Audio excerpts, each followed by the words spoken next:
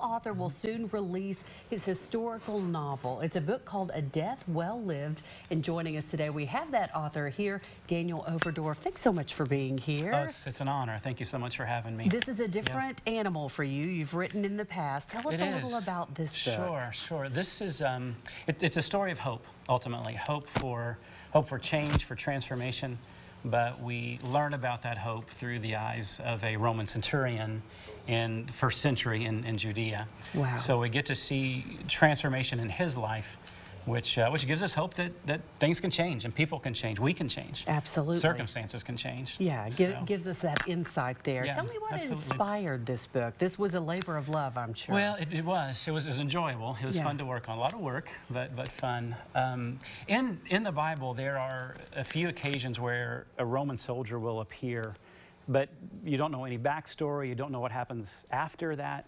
And so one day I was just reading through and saw one of these Roman soldiers and just began to imagine, what was his life prior to this? What was his life like after this?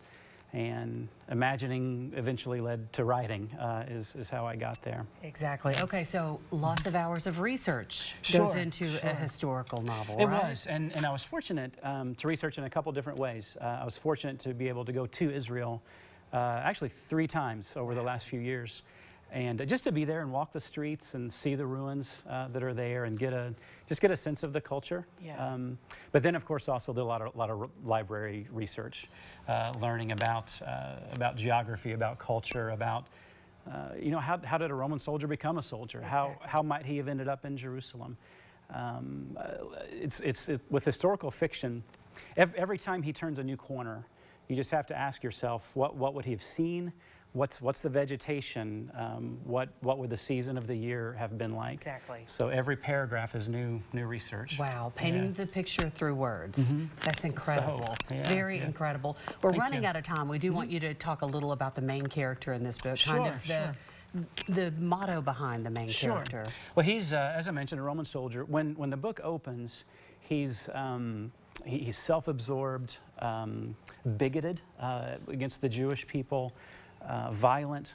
But then as he encounters some people who show a combination of courage and compassion that he's never seen before, it begins to make him curious and then begins to soften his heart. Yeah. And so we see a transformation in someone you wouldn't think could change. Exactly. But you see it. A change of spirit there a little bit. Yeah. Hey, we're running out of time, but where's the best place to get more information about your book?